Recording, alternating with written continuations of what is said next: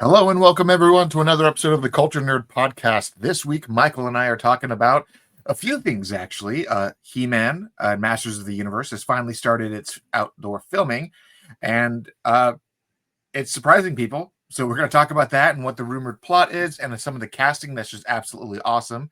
HBO kind of surprised everyone by possibly casting an American in an English role, but this shouldn't be a big deal because the guy they possibly have picked is absolutely fantastic.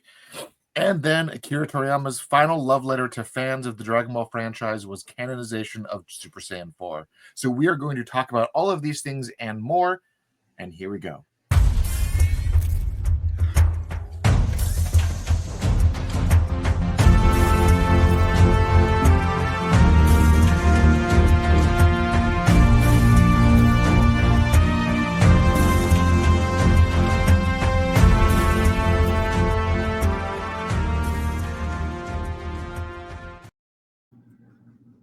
And here we are, another episode, and here we begin. There's so much to talk about. There's so many things going on. I didn't even know He-Man was getting a movie. That's how I know you don't pay attention to me, because I talk about this a lot. You didn't tell me. Anything you told me on the show, I know. You didn't talk I could have sworn we've talked about this multiple times. No way. Yes, Who's way. that He-Man guy? He's looking like a buff boy. Okay, so that is the funniest aspect. So we're just going to jump right into it. This guy got jacked. All right, so he's a British actor. He's a singer. His name is Nicholas Dimitri Constantine Galizatine. He was most known for his romantic comedies like Purple Hearts, Red, White, and Royal Blue, things like that. He is I don't know. I mean, he's a 30-year-old actor who everyone, when he was cast, was like, okay, no, this guy is scrawny. It's not going to work. And then the set photos came out and he is jacked. And people are like, oh, shit, maybe he can pull it off. But with this the set photos that came about the other day have confirmed one major plot point that I think people were dreading, but actually I think could work. And we're going to talk about that right now. So spoilers, I guess. I mean, this is so he's very clearly on Earth right now. Okay, so for people who don't know the actual history of the He-Man lore of the world of Eternia. Yes, the world of Eternia is a nexus point in the center of the universe where all magic and life and all of those wonderful things converge into one point that helps balance the universe and allow the universe to exist. One fun fact about He-Man's lore is that He-Man's mom, the Queen of Eternia, is human from Earth. And she actually, it was revealed in the original show that she was like an astronaut and then got like caught in a cosmic storm and sucked out of our atmosphere, pulled into Eternia. Then she met King Randor and was like, oh, this guy's awesome. And then they got married and had Prince Adam. So there's already been canonical ties to Earth. But this story around, there was a running rumor that the movie was going to start with Adam on Earth and not realizing that he is actually the Prince of Eternia. So they're going with a different approach in setting this all up, right? So the idea is that essentially Adam is now the new Moses, and he was sent to Earth because Skeletor is attacking. His parents tried to protect him, and Mom, being from Earth, said, I know where we can hide him, where Skeletor can't find him. So they sent his ass to Earth, and then in the He-Man fashion, the sorceress sends the Sword of Eternia to get the champion. Kind of like Thor, the sword comes to Earth, it finds him, and his ass gets arrested for having a giant sword. Yeah, you can't be walking around London with a giant sword. But I just gotta say, looking at these set photos, that sword is absolutely perfect. That is actually the original design from the 80s cartoon, and it's not the weird design they went with the 80s Dolph Lundgren film, or even the modern redesigns that they've seen in the 2000s cartoon and even the other animated incarnations. This is the legitimate one-for-one original sword. So I am super jacked about that. Like, that to me is just awesome. So then when our full-grown Moses shows up, do we think that the world will already be conquered by Skeletor? Or I think that's going to probably be a lot of it. I think Skeletor is going to have already done his shit. and you're gonna have like King Randor and his wife maybe dead at this point with Man at Arms and the other masters of the universe, as He-Man has called them, the other champions, as being part of this resistance that is now trying to fight against Skeletor and clearly failing. But we already know that there is multiple. There are actors that have already been cast as the king and queen. The King Randor, is James Purfoy. He was. I don't know how to describe this guy. He is. Oh my goodness! What shows have we known him for? He was in The Following. He was in Solomon Kane. I know him from that Kevin Bacon show, The Following, as like the main bad guy of that show. So he's King Randor. So the cast is just filled with bangers. It's kind of a weird cast, to be honest. You've got Camila Mendez of Riverdale playing Tila. Her dad or stepdad or adopted dad or whatever her relationship with Man at Arms. Man at Arms is played by Idris Elba, which is kind of a race swap in a way, but it's also Idris Elba, so you can't really complain, right? Sure. I mean, he's just amazing at what he does. Jared Leto is Skeletor, so that was kind of a weird casting.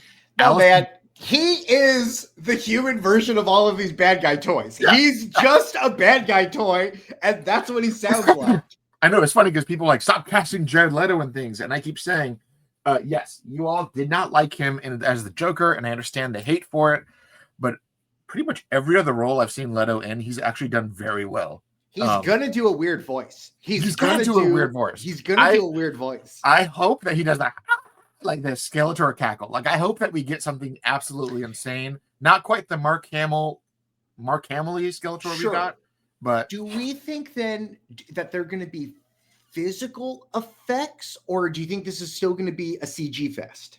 I think it's going to be a CG fest with a lot of practical effects because the way the production is going, they're using live sets, they're using realistic stuff. They're probably doing it the way that it should be, because in decades past, we've understood that if you go too hard in CG, it doesn't look realistic. But if you do it with as much practicality as you can and then have CG bridge that gap, it looks absolutely beautiful. So what we have this feel a little bit too much like Superman in a world where Superman is returning to the cinemas? Possibly. Okay. But also you got Alison Brie from Community, and pretty much everyone should know who Alison Brie is at this point. Sure. She's playing Evil Lynn, which is kind of a weird casting, but also kind of exciting. We've got the dude who played the Mountain in Game of Thrones. I cannot pronounce his name. I'm not even going to try. It's like Nordic or something. It's just absolutely insane. Sure. He's playing Skeletor's dude Goatman, so that's a thing. He's playing a dude that's going to run into other dudes, and it's going to be pretty cool. Right. So with the casting, we know we got Trapjaw, we got Goatman, we got Triclops, we've got Fisto as one of the champions, one of the good guys. Have any of the toys or designs for this movie come out yet? No.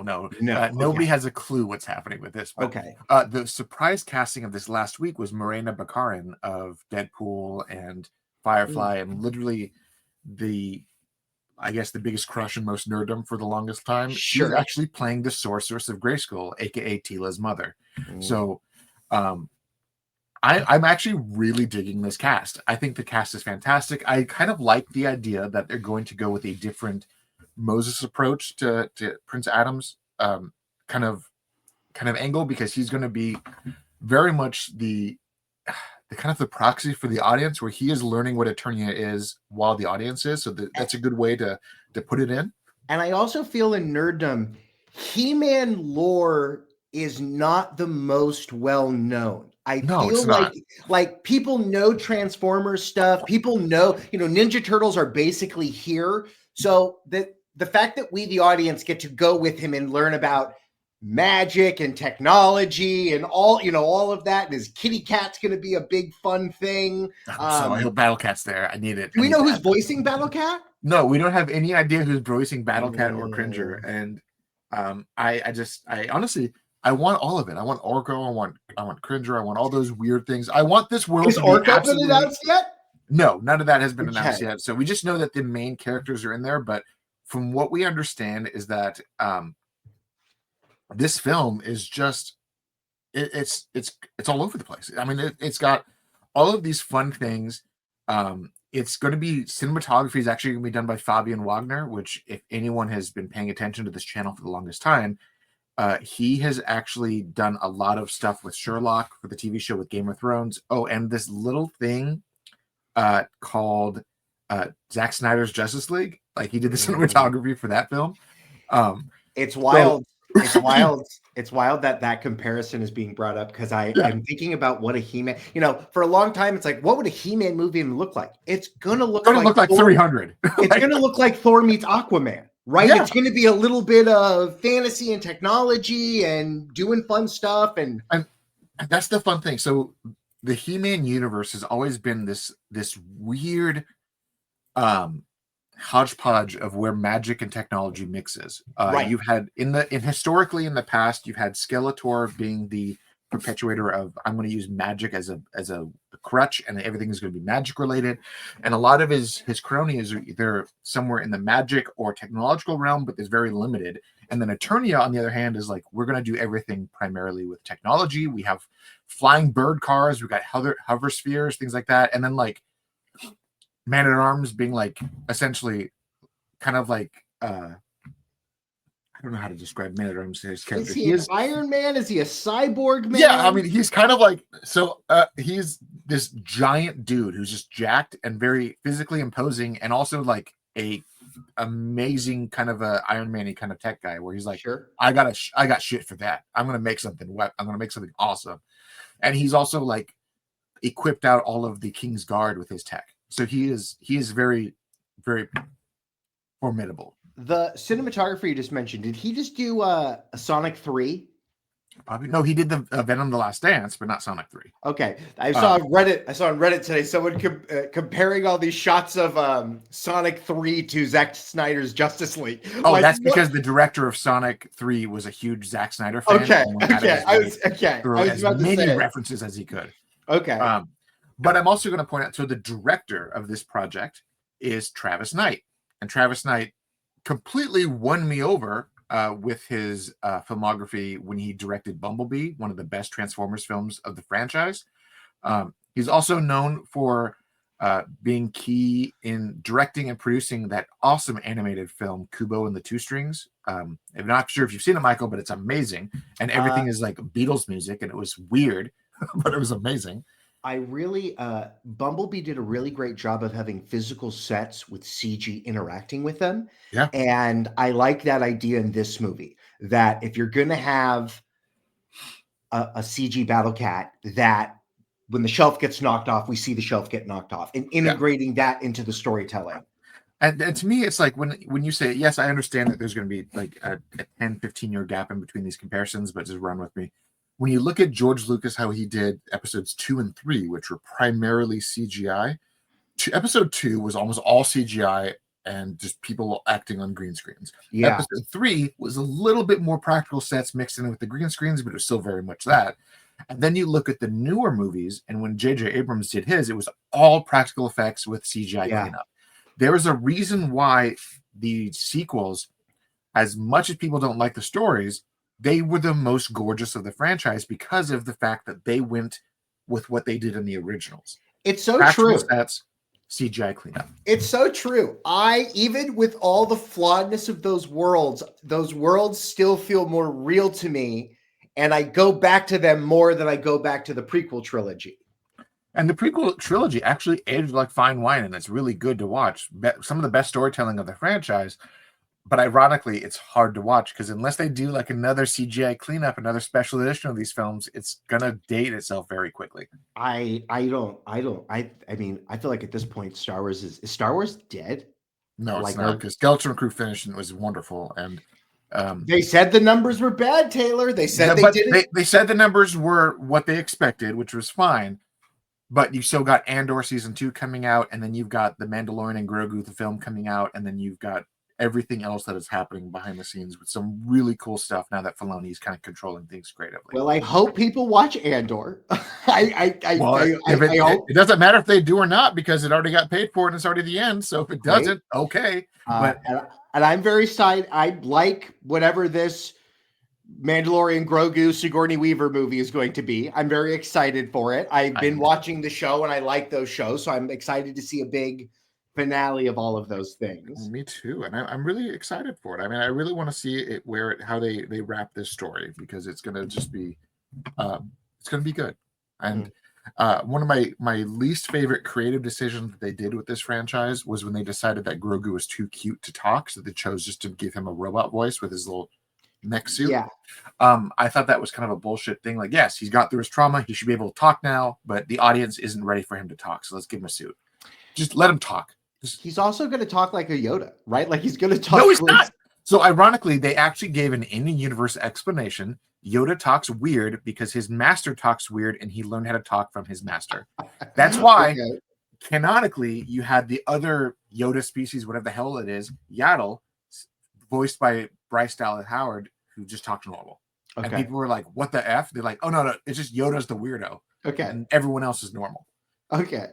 So I could actually see Grogu coming out with like a slightly Spanish accent because his papa is slightly Spanish. Yeah, so I could see it be very much like that. Well, that's the wrapping of that universe. I also saw this news. What? A new Dumbledore is coming back? Yes. So HBO has been working on their Harry Potter TV show, which is going to be readapting the books into TV show format in pretty much a Game of Thrones style, one season, one per book kind of a setup. A lot of the internet is like, no, J.K. Rowling is the devil, blah blah blah. We don't want this. It's a cash cow, blah blah blah. But then you have all the cast and crew from the original movies all saying the same thing. Yes, do it.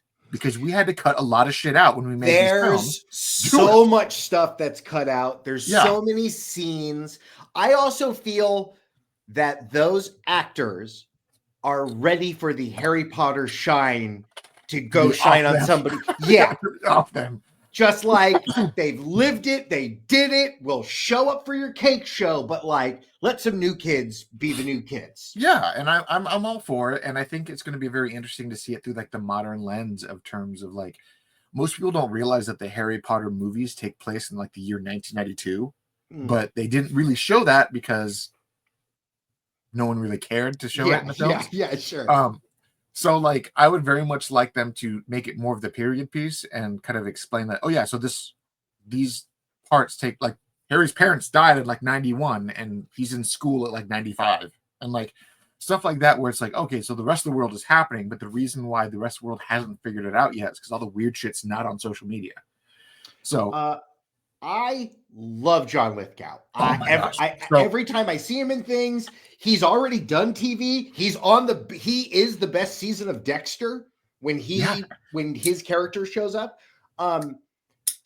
Does this mean that does he do a British accent or do you think yes, okay. Yes, he does. And so that's the thing that I wanted to bring up because John Lithgow was announced as being the front runner and in final talks to get the role of Dumbledore, which a lot of people were like, boo, he's American, boo. But people who don't know anything about anything don't realize that John Lithgow is one of the only real American actors that has been considered to be a British actor by the British Film Board. They basically said yes, because he was trained in England to act. He actually has a legitimate accent for English. And I brought a little clip because when he played Winston Churchill in The Crown. Whatever for? Have we not enough qualified pilots to take him where he needs to go? He speaks. Right, he's going to be a Dumbledore kind of guy. Yeah, it sounds fine. It sounds like John Lithgow with a little English accent. And he made a joke in one of his interviews with GQ where he basically said he is as British as an American actor can get with just the right amount of pretension because of it.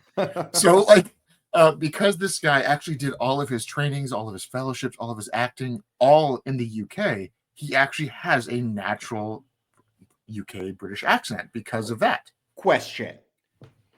Is he too old? I think he might be. Because that's what we ran into with the other Harry Potter movies. And yes, the first guy, Jared Harris's dad or uncle or something. What was his name? I'm going to get crucified if I don't get his name up here in a minute. Dumbledore was acted by was it Richard Harris? I know his Harris face. He's been in all those British movies. I can hear him in my head. Oh, yeah, so I think it was Richard Harris because he was the guy that was in Kind of Monte Cristo, and that's when I first interacted with him. Richard Harris died after the second film, which was a huge loss, and then they got Michael Gambon. Gambon, is that the guy's name? He played the rest of them. He did great, but in my mind, I always said that's Dumbledore number 2. Right, and you kind of like it's such a weird thing because when Richard Harris passed away, I think he was like 78, 79 in that ballpark. Was it what it was? I mean, maybe even less. Maybe he was like early 70s, like 71, 72. I don't know. But John Lithgow is currently like 80.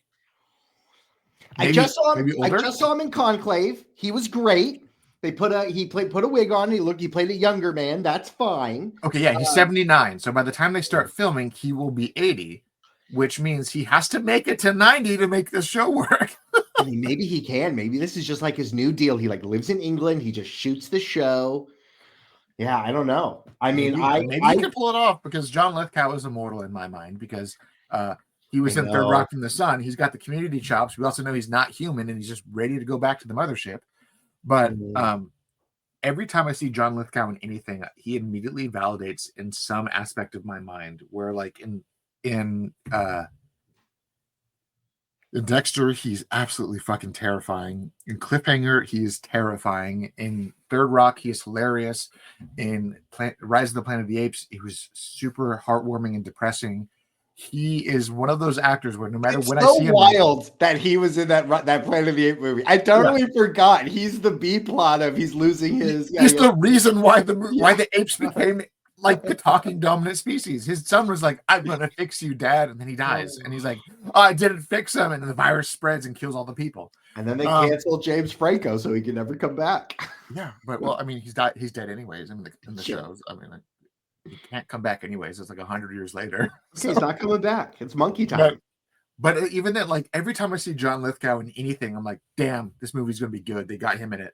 So like, if my opinion on this is yes, it's a bold choice to choose an American actor in a cast that is going to be predominantly, if not exclusively British, for a story that is exclusively British. Sure. But if the UK production team for The Crown can hire an American actor to play Winston Churchill, I think we're okay to accept it. So we're going from one monkey man to another monkey man. I just gotta say, to me, this is my 2 cents on the matter. Dragon Ball Diama came out and dropped some bangers yesterday when they officially canonized Super Saiyan 4. But Akira Toriyama did what George Lucas did. And people don't like what George Lucas did with Star Wars. It's his franchise. People don't like what Akira Toriyama did with GT. This feels like the story that he wanted in the pacing that he wanted. Glorio is basically Future Trunks. Like there's all of these different sort of one-to-ones in it. One of the producers for this show last week basically said that this was their attempt at redoing GT the way Akira Toriyama wanted to do it. Because we all know that the reason why a lot of fans never considered GT as canon was because Akira Toriyama didn't make it. He gave them an outline of what the story could be, and then he moved on. And then 20 years later, he's like, nah, I'm coming back, and did Super. And then when he passed away, it left a big kind of void in everyone saying what's going to happen next. But we know that Toru, his successor, has the cliff notes, has all the notes, has the plot points, the plans, knows how the story is going to go. And the big rumor was that Toriyama wanted to make Daima as a way to bridge the two shows together and then also introduce something that was going to be in the final act of Super. And to me, Super Saiyan 4 might be that introduction. But I also think it's kind of amazing that right before he passed away, the final gift that Toriyama really gave his fans was Super Saiyan 3 Vegeta and Right. into canonization for 4. Like, I think that's actually just phenomenal. I think that's fantastic because everyone who liked GT hated the fact that it wasn't technically canon, and they thought Super Saiyan 4 should have been something that carried over. And now it has. It's there. It's real.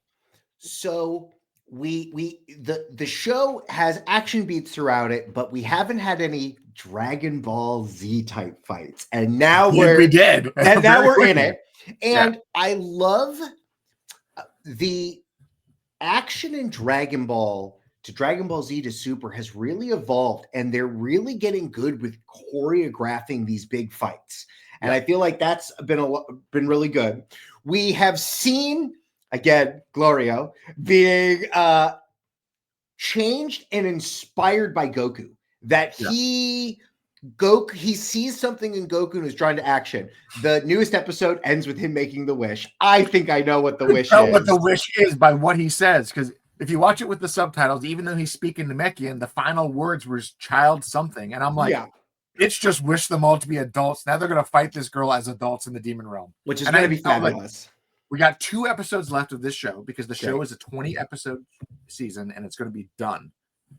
You know that the final battle is going to be, I mean, we kind of had a leak about this a few months ago that like they released like a character sheet and you saw that the 2 Majins merged together into one Super Boo thing. They've been teasing that the whole show. That thing I can't wait for. So you know that these 2, the super smart Majin and the super dumb, super strong Majin, are going to become one horrific Majin.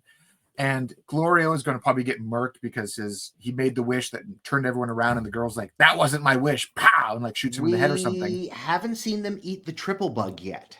Yes, and if that does happen, you think it's going to be the 2 Saiyans and Piccolo? Could be. It could be fun. It could be like basically like Gogeta with like green skin or something, you know? Well, and you know what's funny is because of Orange Piccolo, they can do a big bulky Namekian, and I think that would be fine. Question for you, Taylor, and this is just me talking to you.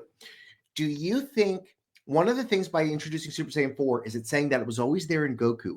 Do you feel that this was unlocked because of Namekian magic, or that this was always, or that this was just locked away somehow? Because he created kind of an he gave him energy, but it kind of looked like an artificial moon. And then Goku's looking at his tail and things like that. So where do you think this falls? I thought the way they did it, when they showed the tail kind of surrounded by this own separate aura, was kind of indicative that like the tail is there because of whatever just happened, and it's going to go away. He could have regenerated him. The tail grew, and now he can become 4 again. Right, and I think it's going to come into play later on. Where like we've understand that the story of Super, all the new changes of Super have been the God power, the divine power. Like even Goku's Ultra Instinct is Kaioken using divine power. Right. So we understand that the divine power is a new thing that Goku has tapped into, and then Vegeta has tapped into.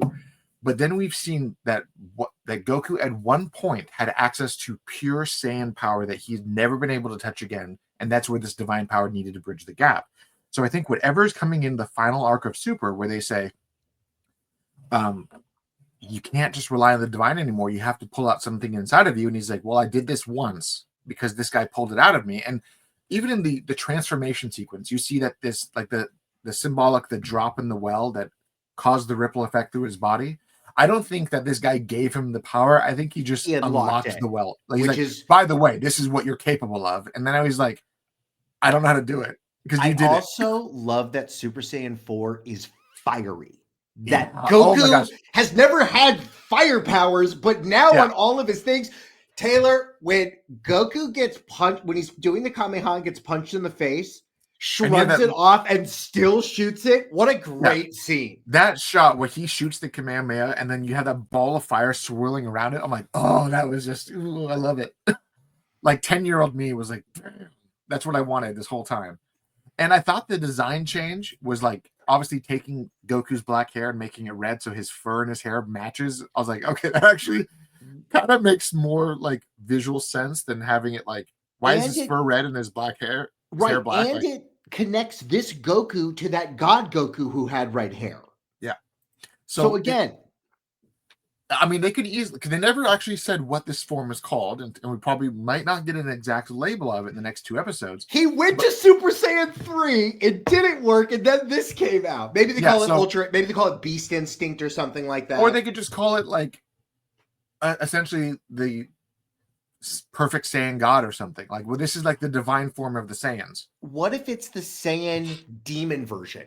That this is a Super Saiyan version, but you can only do this in the demon realm. And that would be kind of a cop-out. I think that if they just make it so that you can never go Super Saiyan 4 again because they're not going to go back to the demon realm, that'd be kind of a bummer. Also, it's so funny that we always talk. I mean, every Dragon Ball game is the same. And I'm already like, when am I going to get this new Goku that turns into Super Saiyan 4? When do I get to play with all these versions in between? So, Tinfoil Hat Me was saying, okay, so I love Sparking Zero. I think the game is absolutely fantastic. They already announced with the season pass, they're like, when they're like, oh, first season is going to be the superhero costume. So we got like the giant Piccolo, we got the giant Cell, and they're really fun to play as. Like, they're legitimately fun. And then when they said, oh, for the next season, it's going to be Dragon Ball Diama inspired, and we're only going to show you these 2 characters because we're not going to show you the rest. And I'm like, as soon as this happened, I'm like, here's the rest. It's going to be Super Saiyan 3 Vegeta. It's going to be Super Saiyan 4 Goku. It's going to be all of these things, and probably their adult forms in the next episode. And that's probably why they haven't shown us what the roster is going to be. The fact that we're going to get a full, I mean, that's been the tease this whole time. Yeah. You know, I like the happenstance of the eyeball storyline and it being there the whole time. So to me, and I actually argued with a few people about this, like, oh, Dragon Ball Daima is stupid. It's a kid show. And I'm like, bitch, this is basically a modern Dragon Ball story. Yeah, with Dragon Ball Z story beats. Like, this was Akira Toriyama saying, you didn't like what I did with Super because I just made Dragon Ball Z times 1,000. Why don't I just go back and make Dragon Ball times 1,000 and see if you notice that I'm storytelling that way again? Yeah, when Goku was fighting all those army guys, it felt like when he would fight just waves of armies and tanks back in Dragon Ball. Like Goku versus the Red Ribbon Army. And that's what I was watching this. I'm like, this is a Dragon Ball story. This is what we all wanted GT to be, and what they wanted GT to be. Cyberman Blue eating a cookie and then pretending to go Super Saiyan 3 was fabulous. I thought as soon as the Majin Du or whatever his name was, he looked over and saw Goku do it. And he's like, I can power up, and then did his like. I was like, oh, this is hilarious. Multiple people watched Goku and then were like, oh, I can go even further beyond. Goku is inspiring to people. Okay, that guy is going to make a difference. Now, so they're going to beat the big guy. Do you think she gets the eyeball and then we see her demon form? Well, I mean, we know from the leaked character sheet that the little fat Majin witch lady is going to become like a tall, skinny witch lady. Like, she's going to transform. The bad chick, whatever her name is, I keep forgetting, Artesia or something like that. She's also going to change. She has a new form where she's like taller and skinnier and more attractive or something. And then she's going to make the feels a little bit like Android 21, the lady android they introduced. Yeah, the one that was like that they also kind of brought into canon in the movie where they're like, oh, this was Dr. Giro's wife, and you're like, oh, creepy. But she's also a Boo creature as well. Yeah, because in the game they wanted, he basically adapted the Boo DNA into his android and something. It was super crazy. Oh, Dr. Giro. So, but like either way, it kind of feels like that, right? Like they're they're doing kind of this is Akira Toriyama's like final. I'm just going to go nuts and just tie everything together in a way, because I mean, he even brought Dodorio. What was the bad guy? The purple, not the pink Satan looking dude that fought with Bibbidi. What was his name? Oh, yeah. Yeah, so I mean, they even canonized his dad as the previous Demon King, and he was a character that people thought was not going to be ever introduced because he was a character from the Dragon Ball Heroes card game, and now he's in canon as the previous Demon King. I just appreciate that Akira Toriyama was like, I drew all this stuff. It's all canon. Like, he just kind of was like, listen, I'll find a place for it. But like, I made all this stuff and I thought it was a good idea for a reason. Yeah. And I like that he took, he does this where if he doesn't like how a story comes out that he didn't have direct control over, he will retcon and make the things that he likes into the canon. Well, And it he also did that reminds with me. Broly, and I think I think the plan for Super's final arc or whatever it's going to be is going to be a lot of that. Just a lot of them introducing crazy shit into the main canon is one final home run for the franchise. But like you telling me that's exactly what Miyazaki's done. Miyazaki's made the same coming of age story. I just watched the Boy and the Heron. That emotionally wrecked me because it love was it, so depressing. wrecked me. But he's told that fantasy story. This is this is the third version of it. Yes, and it's his story, and it's just a different way of saying my mom died and I had to cope because my dad sucked. And that's so essentially sad. It was really sad story, but when you watch it in the lens of this is Miyazaki telling a fairy tale based on his childhood, you're like, oh, he needs a hug. Yeah, except I will say that it was very jarring the first time the heron showed his human face. I was like, that's the craziest Jewish stereotype I've ever seen. Like, we understand what he's drawing, right? That's not a hidden thing. Goblin, so apparently Miyazaki, when his mom died, some random old Jew man helped him out and helped freaked him out. He became an anti-Semite 1942. Yeah. So that's apparently what it was. But I don't know. I don't know. We might get in trouble for that comment. I mean, the design is wild. It's a wild, and it's also in the 40s, which makes it weird. I don't know. It was great movie though. But loved it. A lot of weird symbolism. Yes. Yes. But on that note, Michael, we have definitely a lot to talk about, but we're not going to bore everyone's ears off because there's so many things that I want to talk about. We'll save it for the next episode. The next one. But on that note, take us home. Taking us home, all the way back home, E.T. Phone Home. If you want to be one of our ETs, head on over to the patreon.com/theculturednerd. Thank you to all of our wonderful patrons. If you are watching this on YouTube, please like, comment, subscribe. It feeds the algorithm. We need you to feed it, just not past midnight, or you'll make little baby shows. Taylor Murphy is your host. I'm Michael Santel. I'm your co-host. Have a wonderful week. Drink water. Take care of yourselves. And we'll see all you kids and cats next time. Was it really? No, Gizmo eating after midnight turned him into a monster. It was the water that made the babies. It's still the same, right? It's still goblins, right? But you just don't eat and you don't get them wet. Kind of the same thing. It's like your kids. Don't feed them after midnight and don't get them wet, and then they won't turn into monsters. # bring back Make Gremlins 3. I think they are, aren't they? Isn't that a thing? I hope they do. We'll talk about it next week. Yeah, we'll figure it out.